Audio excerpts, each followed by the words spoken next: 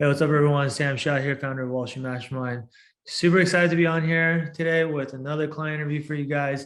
I have Jesus on with us today, and I'm really excited about this one because um, Jesus has an amazing story, and he actually got he just got an amazing offer going straight to the buy side, which I'll let him tell you about it himself. But just coming from the school that Jesus is coming from, and getting the type of offer that he got is just it's an amazing outcome. And so I was really wanted to get him on here to just share his journey with you guys and talk about how he was able to accomplish what he accomplished, and hopefully for a lot of you that might be in a similar situation, this can serve as inspiration for you as well. And also, just hear some of his advice on how he was able to get this done. So, Jesus, thank you so much for taking the time to talk to us today. And if you don't mind, just start off by introducing yourself a little bit so people have a sense for kind of your background and who you are as a person.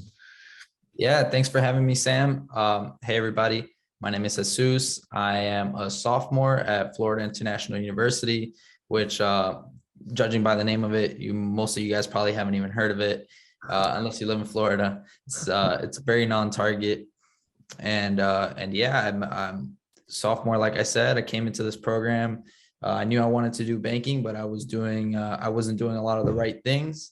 Yeah. And now I just received an offer from the Carlyle group in their private equity team. So yeah, which I think that's just like mind blown, because like when I would be honest, even when you told me you got an offer, I was like, I had to do a double take. I was like, wait, what? You got what? Like, because that's the type of offer that like even a lot of our clients that go to say like Ivy League schools, like they would give an arm and a leg to have that type of offer. And like you said, like, FIU, I mean, nothing against FIU, but like you said, you guys are a non-target school, and so for you to be able to like get that type of offer, it's just like, I mean, I'm not gonna lie, you exceeded my expectations for sure. So I don't know if you exceeded your own expectations. Mine as well. But like that's amazing. So like let's talk about it.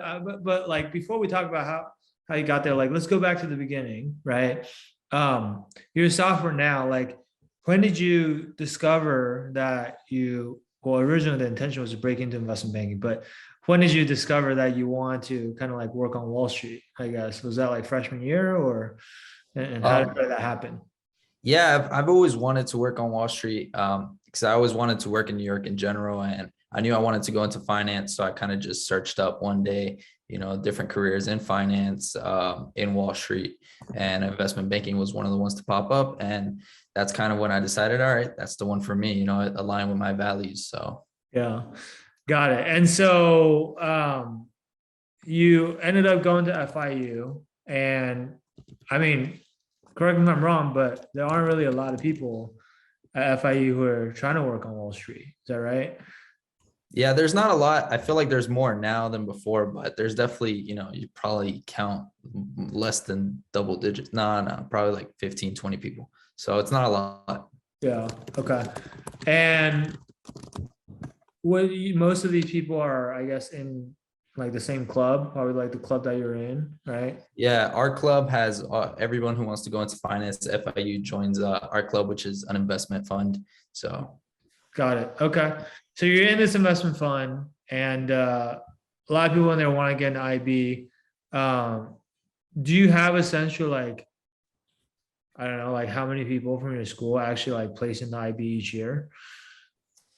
probably less than 5 each year. So yeah. Okay. Maybe even less in some years. Yeah. And that's IB. And like if we were talking like going straight to the buy side, I'm guessing, I don't know, you're one of the first, or yeah, I think I'm definitely the first, especially at a megafund. Definitely the first. Yeah. So. Okay. Yeah. So I mean, that's friggin' amazing, right? So like, walk me through this, because you're a sophomore now. I think you joined our program like basically around Christmas of last year. So it was like about 3.5 months ago at this point. So it hasn't been that long. But prior to that, because you already knew you wanted to do banking. So like, what were some of the things that you were already doing on your own to just kind of like work towards that goal? Yeah, on my own, I was just kind of doing what those articles say. You might search up investment banking interviews and you just read those articles and see what they say. And but my biggest problem was not the actual interview, it was just getting it, getting my foot through that door. And that's where my problem was. I didn't land a single interview before. So Okay. So like you were like submitting a lot of applications. Like, do you know like how many yep, you applied to? Like when you say you weren't getting any interviews, like yeah, what were you stuck on? And like also like what was the scale that we're talking about? Is this like I yeah. submitted to two places and I didn't get any No, interviews? Or is it like no, we're talking about probably like 50 applications. I applied to JP, UBS, Goldman. I applied everywhere.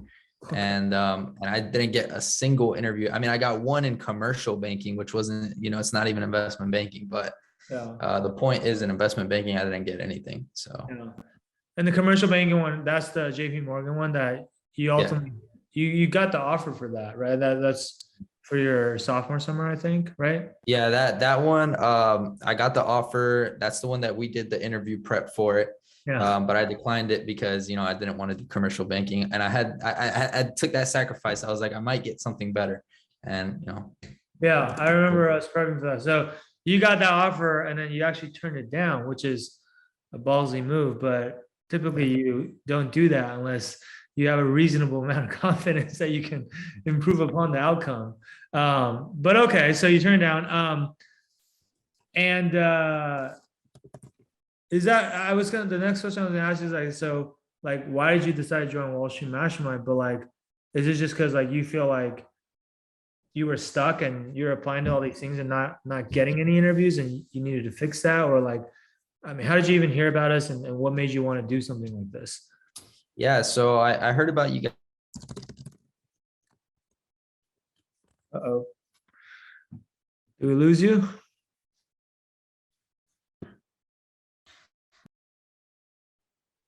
All right, I had a little bit of a technical difficulty and my Wi-Fi got dropped, but let me back up. So I think the last question I was asking before I got cut off was just like, what made you, how did you hear about Wall Street Mastermind and then like what made you want to join? Yeah, yeah. So I heard about it through a friend of mine in the investment fund that I was speaking about.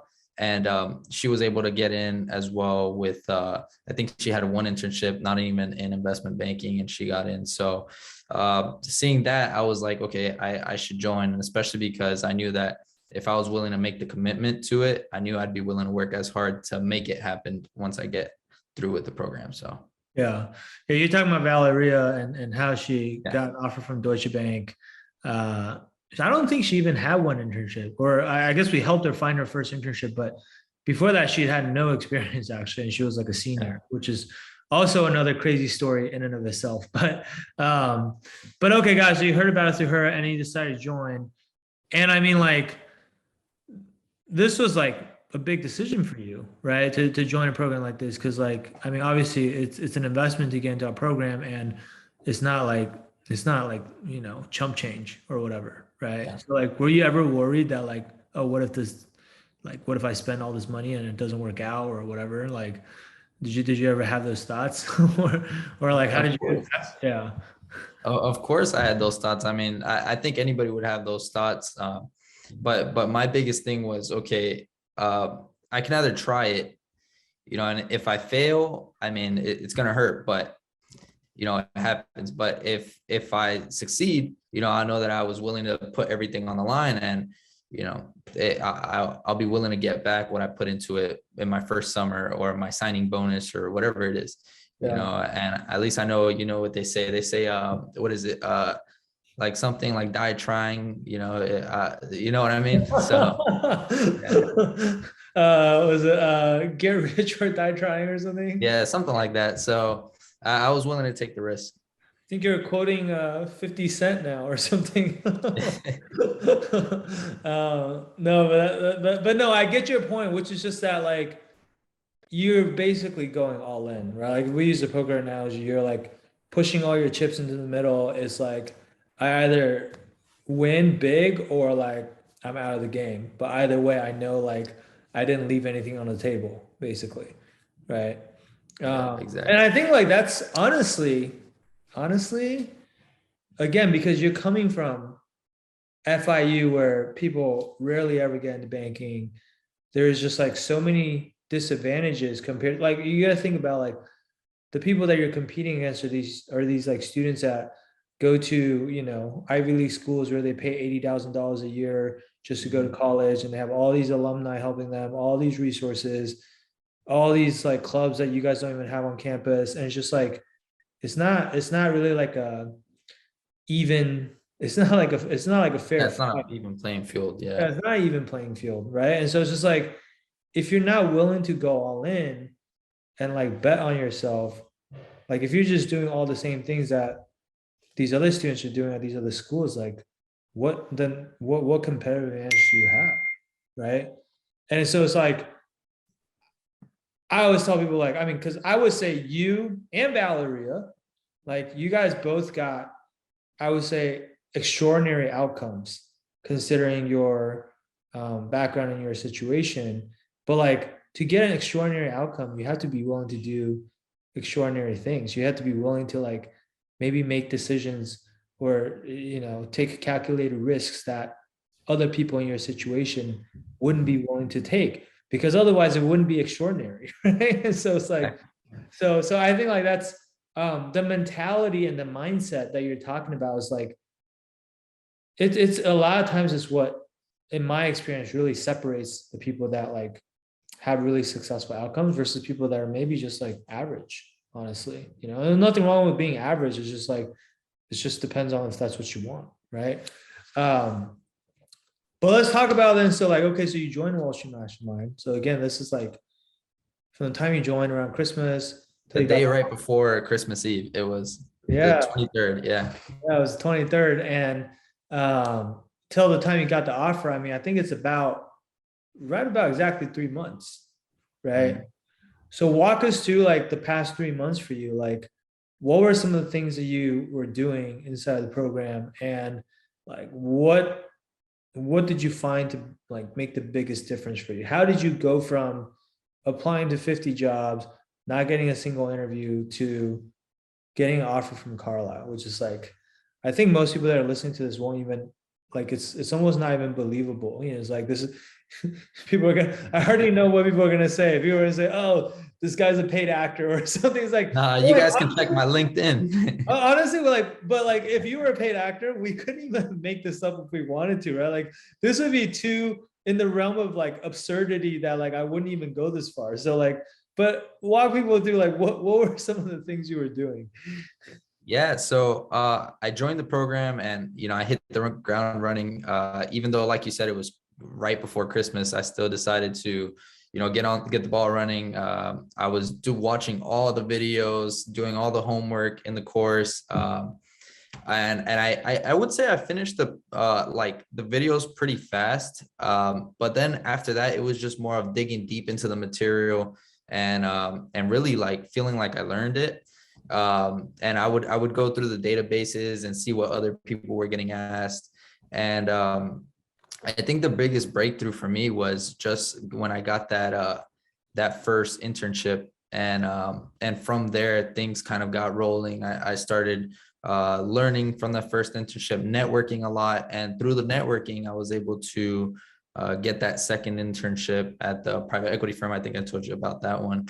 Um, and then I was just always asking questions. I was maximizing because if you're just gonna go into the program and you're not gonna maximize it, what's the point? But I was going in there and maximizing it. I was always asking you guys questions and in the coaches, and just I feel like that's what kind of made the difference for me, is that I was willing to ask the questions, willing to go back and learn more, and always keep learning. Even like I said, going through the databases, if people were getting interviewed at Goldman Sachs, I would see what they were getting asked at Goldman Sachs, and just trying to find those answers to those questions. And that's what really made the breakthrough for me. Yeah. Yeah. And just for people that don't have context, because they're not in our program, the database you're referring to is like anytime our clients go out and do an interview, they'll come back and contribute the questions that they got. into like a centralized database, which you can then go in and see like, oh, if I have an interview with this firm, like what questions are they asking? But you're saying you didn't even have an interview with these firms yet. You would just like review the questions regardless because you knew that these were the types of questions that were getting asked at these top banks that you wanted to work at eventually, right? And so you just like constantly testing yourself to see if you can answer these questions, right? Yep. And oftentimes, if you don't know how to answer the questions, then you would like come and ask the coaches and get the explanation that you needed until you understood it, basically. Yep. The coaches or even just the other people within the Wall Street Mastermind network, they're always helping each other out. And if someone has a question, they post it, other people will answer it. So yeah. That's amazing, man. And then like you talked about like, getting your first internship. You're talking about like the internship that kind of like we showed you how to get just so you can like get your foot in the door and start building up your resume and actually have some relevant experience on there. Yep. Which a lot of times that's what people get stuck on is like, how do I get that first internship? Right.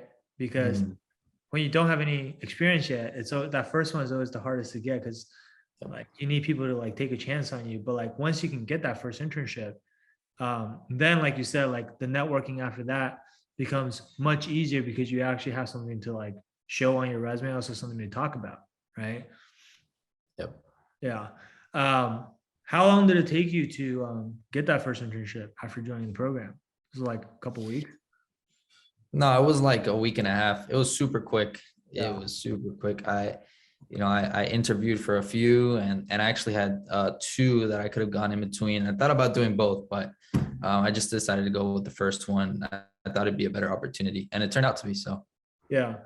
Yeah. And so, I mean, like, obviously we won't like give away all the secrets, but like to, like the people that are listening, what you have to understand is like to go from applying to 50 jobs and not getting any interviews to then coming to the program and having the first internship secured, not even just an interview, but have the first internship secured in just 1.5 weeks. Like that's how quickly we can turn things around, right? If you know what to do. Like a lot of times, like when people are submitting 50 applications and not getting any results, it's because they don't know what they're doing wrong, right? And if you don't know what you're doing wrong and like you're not getting results, but all you're doing is just like keep working harder, keep doing more of the same things, like it's not for a lack of effort. At that point, it's like just a lack of know-how, right? But then like once you knew how to do it and then you combine that with the work ethic that you already had, like it was very easy, right?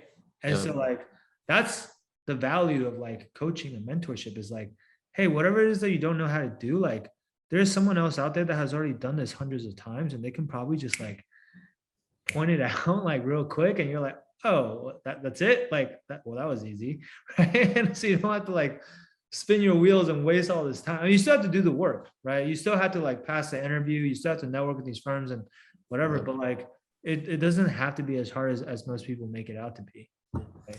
Yeah. And if I can build off of that, I'd like to say like, if you're putting the work in, you're going to get to a point where this is when I kind of realized that it was working for me, is that I would look at sample interview questions and I'd be like, man, this is like the easy stuff. If I have an interview with like a boutique firm, like I feel like they might ask harder stuff. And I just kept on looking, and it's just you get to that point where, okay, all your accounting statements, how everything that happens in between those, DCFs in and out, and you even know LBOs. So it was like, what more? I feel like I'm missing something else, but it's just you get to that point where you're just so knowledgeable about it where. Right. Yeah. That is the level that we want everyone to get to, right? Which is like, you're not even just trying to like memorize questions from the guides or whatever anymore. In fact, we don't do any of that, right? It's just like you learn the concepts, like going through the curriculum, and then after that, you're just like applying yourself. And it's like, oh, yep, I know how to do this. Yep, I know how to do this. I know how to do this. And like, yeah, I know how to do all of this. And like, that builds confidence too, right? And like now when you walk into the interview, you're a different person, right? Because like, I mean, let's talk a little bit too about this Carlyle interview too. Like, I mean, what is that experience like? I mean, because most of our listeners, they probably haven't interviewed with a megafund before. So was that like like how many rounds you should have to go through, and like what type of questions are they asking? Like, was it like easier or harder than you expected? Like, talk to us about that a little bit. Yeah, so I think the mega funds in general are going to be tougher interviews. But just given the fact that now they're starting to recruit out of undergrad. So for example, the Carlyle one, this is the first year that they do the undergrad internship. So I'm the first intern in the Carlyle group. But with that being said, since they know you're coming out of undergrad, it's not as hard as if you were to transfer from IB to PE, Yeah. but it is still pretty difficult. So all the things that I learned in the program still applied. I just had to do my own research and tweak it up a little bit just because it was about real estate side of things. So of course the program is more focused on like, just getting the general knowledge. So I just had to do my own self-research on just how like a DCF changes for real estate, but that was it. Realistically, everything that I used was kind of applicable. Right, because once you have the foundation for like, hey, this is how three statements work, this is how valuation works, this is how leverage buyout works, then like, maybe in real estate you guys use different valuation multiples, but like the principles are all the same. Exactly. And DCF, like you're still discounting the cash flow back, but maybe the expense line items are different, right? And the way you generate revenue is different, right? It's rental income and stuff like that. And so you do have to like adapt it a little bit, but I think like the hardest part is having the foundation that you can build on top of. And then once you have the foundation, like if you're interviewing for real estate, or if you're interviewing for oil and gas, or you're interviewing for FIG, like there are certain industries out there that have like small incremental amount of like industry specific knowledge that you need, but that stuff is not hard to learn if you have a strong foundation, right? Exactly. Got it. That's awesome, man. And so like, was there like mostly a lot of because I'm curious, like, are they asking you questions, or they want to see like how you think like an investor, or are they asking more questions like they want to know if you're like really knowledgeable about real estate, or like what kind of direction do they take the interview in? I think it was both of those. So I think so it was 4 rounds of interviews, and it was 45 minutes each one, back to back. So it was quite long. Yeah. But pretty much, the first few rounds were culture and fit. They want to see if you'll fit there. So behaviorals really came into play on those. And then the rest were technicals. So then they'd ask a lot about just industry knowledge about real estate, and if you do know your stuff. I mean, I don't think they were expecting someone like to go in there knowing everything, even though I guess that's where I kind of stood out. But like that's kind of what they were looking for. And then they did ask me some questions about like train of thought, seeing how like I would invest in different areas and where I would put my money into. So it definitely was a mix in between those 3 things. Got it. Okay. That's awesome, man. I mean, that does sound like kind of what I would expect for a buy side interview, where yes, you need to know like the basic technical stuff. Obviously, behavior is always important because that's like them getting to know you and see if they like you as a person. But then also like them wanting to see how you would think like an investor, which I think is like actually even harder than just like knowing, how to do a DCF, for example, because like that's where you actually have to like apply the knowledge and also like have an opinion about things, which like a lot of times people don't really know what their opinion is, right? Yeah. It involves like a higher level of understanding. Did you say you're like the only intern, or you're the first intern, so they only hire one person? Yep, only one person. Well, I think it's one person every office, but I'm gonna be in the headquarters in DC, so I'm the only person this year on the first ever. So. Okay. Do you know like how many people they were interviewing for this, for like Super Day or anything like that? Or I guess they don't really tell you. Yeah, they don't tell you, but I mean, I would assume it's a lot because obviously they had the SEO pipeline, and they had just the regular careers website, so I'm guessing it was quite a few. Yeah. Okay. That's amazing, man. I guess one other question, you mentioned the behavioral side of things, because like the first few rounds are behavioral or culture and fit. I think like a lot of people don't really feel like there's that much to be done on the behavioral side when it comes to preparation. I think people are always very focused on the technical interview, right? what was your experience like? Like, do you feel like there's actually a lot of improvements that can be made on the behavioral side when it comes to, your story and things like that? Um, and like, what would you say to people who are maybe like just now trying to go through the process, or haven't gone through the process yet, but are thinking about going through the process? Like, when it comes to like preparation for behaviors and technicals, like, how do you think about those two things? Yeah. I think they're both equally as important because it's like you said, people want to know if they can work with you. So if you don't do well in the behaviorals, they're most likely not going to hire you, even if you know all your technicals, just because they're not going to want to work with you. Just being honest. But before, I mean, here's my take on it, and I might be wrong, but everybody has their own story, but we just don't know how to tell it. So you kind of just have to, mold it into how you're going to tell it. And I even get stumped sometimes, like with the harder questions that I maybe even never heard before. And then that's when I'll go back and take a look and, kind of mold my stories for those questions from there. Yeah. So. How, like, what did you do inside of Wall Street Mastermind on like the behavioral side of things though? Like, how do we help you with that? Formatting everything, like for finance, and being able to tie it into finance. So you might have a story, but you might not know how to correctly tell it, and you might not know how to be able to tie it back to finance. And I feel like that's kind of what the program helped me with, is how to tell it correctly, and how to maximize it in terms of finance, because I might be telling a story that sounds great to, I don't know, a fry cook at McDonald's, but like an investment banker might be like, what are you talking about, man? So. That's funny. But so basically, what you're saying is, obviously, you have to provide the story, you have to provide the examples, because you know what you've done up to this point, and like, or better than we would ever know. But once you have the examples that you want to use, then we help you refine those examples and basically just like extract the most important parts that are relevant to finance and would be impressive to a finance interviewer, and then also like frame the answer in a way that makes it relevant for banking and tie it back to or banking or PE. But like, basically, like, you have to take whatever stories you have and make it fit what the interviewer is looking for, right? Like, it's almost like you have to marry the Yep, two things. exactly.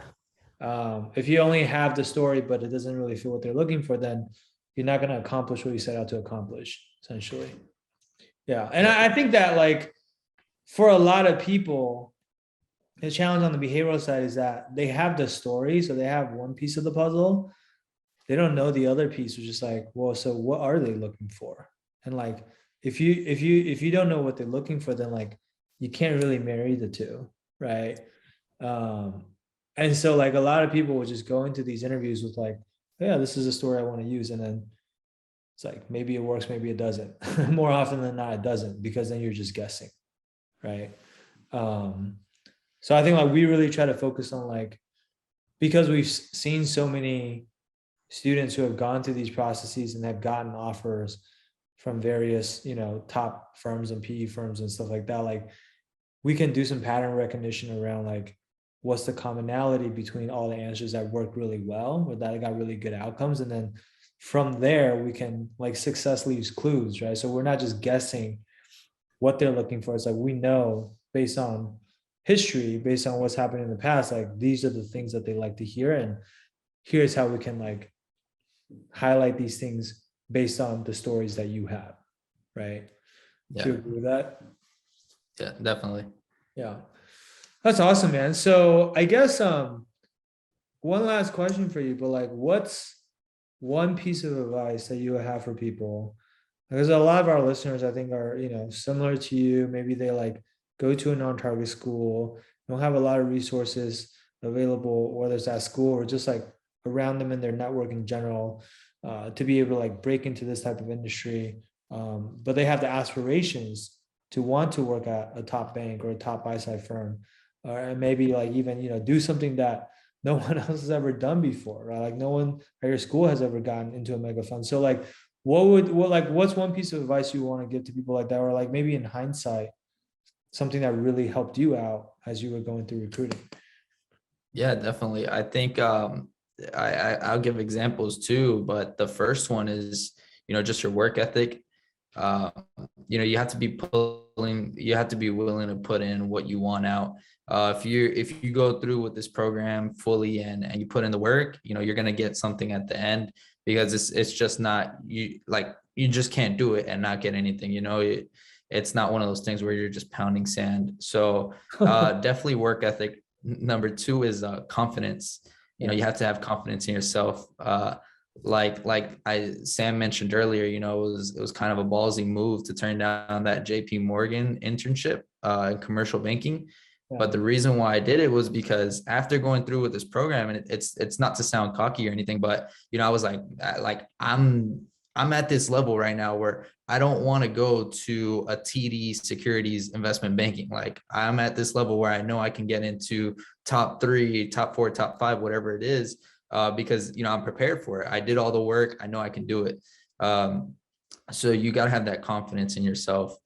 And yeah, that's kind of my 2 big tips. And I guess I'll throw this one in there just to throw it in there. But just know, because this was the factor that made me decide to do the program.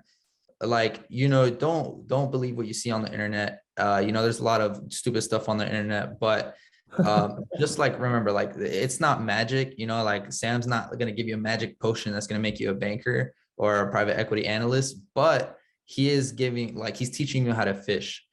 So you're going to be going through trial and error, where this program would just pipeline you and put you in the end goal a lot quicker. So yeah, I appreciate you bringing that up. I mean, there is a lot of stupid stuff on the internet because anyone can say whatever they want these days without having to base what they say on anything. Like, it doesn't have to be based in truth.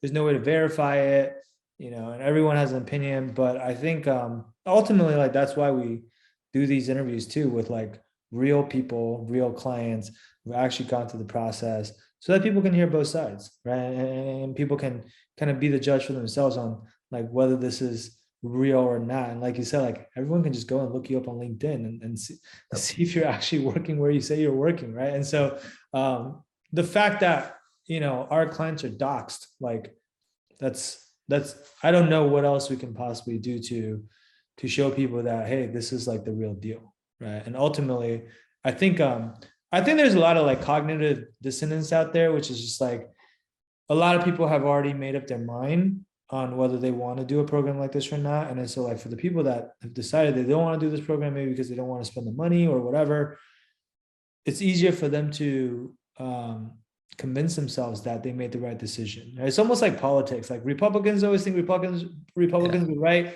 and Democrats always think Democrats are right, and their mind's made up, and you're not changing their mind, right? It doesn't matter. And then that's fine. We're not for everyone, and we're not trying to work with everyone. But I think that people that we love working with are the people that like you, who are maybe an underdog, but at least in terms of the school you go to and your background and the resources that you didn't have, but you have the work ethic, you have the resourcefulness, you have the drive and the confidence that, hey, as long as I have the proper guidance, someone telling me what to do, that I'm going to go out and get it done, right? Those are the people that we want to work with, right?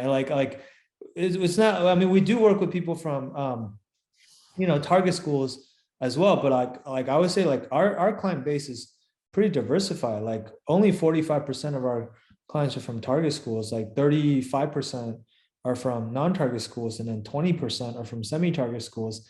And so when you look at that distribution, it's not really what people expect when it comes to us having such a high success rate to break into banking. From our perspective, we don't really care what school you go to. You could go to FIU, you could go wherever, as long as you do what needs to be done and do it the way that we teach it to you. What we've seen is that you can get into banking or private equity from whatever school you want, right? You listen to the people on the internet, they will have you believe oh, you don't go to Harvard or Wharton? Yeah, there's no way you're going straight to a megafund. That's what people will say all the time, right? And they're not I don't think people are necessarily being malicious, but I think that when people make these statements, it's based on their truth. It's based on their worldview because they have never met anyone who has gotten into those places without going to an Ivy League school or without having a 4.0 GPA or without blah, blah, blah, blah, blah, right? But like, just because that's their worldview or that's because their experience doesn't mean it's true, right? Our worldview is totally different because we see stories like this all the time.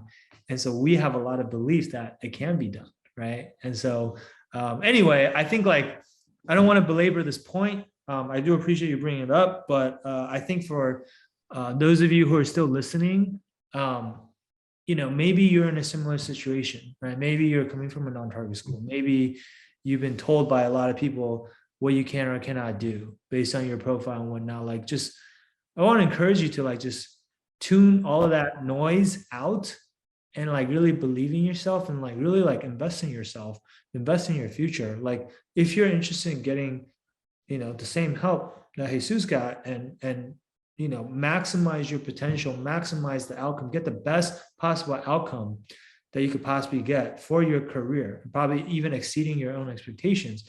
I want to encourage you to just like book a call with us, with our team. Like, we can't work with everybody. So it's like by application only, right? And you have to apply. So you can go to www.wallstreetmastermind.com/apply.